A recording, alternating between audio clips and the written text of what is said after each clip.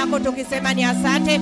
Asante Yesu maana neema yako imetubeba. Asante Yesu kwa uzima uliotupa siku ya leo. Asante mfalme wa falme kutufikisha mahali hapa. Maana kama si kwa neema yako hatungeweza mfalme wa falme. Asante kwa neema yako imetubeba mfalme wa falme. Tunapoingia katika ibada ya pili, takasa anga, takasa ibada mfalme wa falme, takasa sauti yetu, takasa na nyimbo yetu mfalme wa falme. Tunapoimba mahali hapa wacha isiwe ni kawaida. Hizi sifa Yesu zipokee katika kiti chako cha enzi. Roho za confusion ninakemea, udhaifu yote ninakemea, uzito yote ninakemea katika jina la Yesu Kristo. Kila malkia wa barini wanaomlika ibada baina abudu katika roho na kweli, macho yao ninatoboa, vichwa vyao ninapasua pasua katika jina la Yesu Kristo aliye hai. Yesu tawala mahali hapa. Roho wa Bwana wacha kashuke mfalme wa falme. Mimina nguvu zako na uweza wako. Wacha mfalme wa falme ukatawale. Kamata anga zote za giza mahali hapa. Kamata anga za wachawi kuanzia sasa.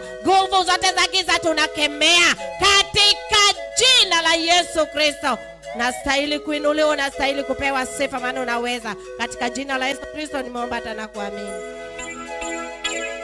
Mwambie mwenzako karibu katika sifa.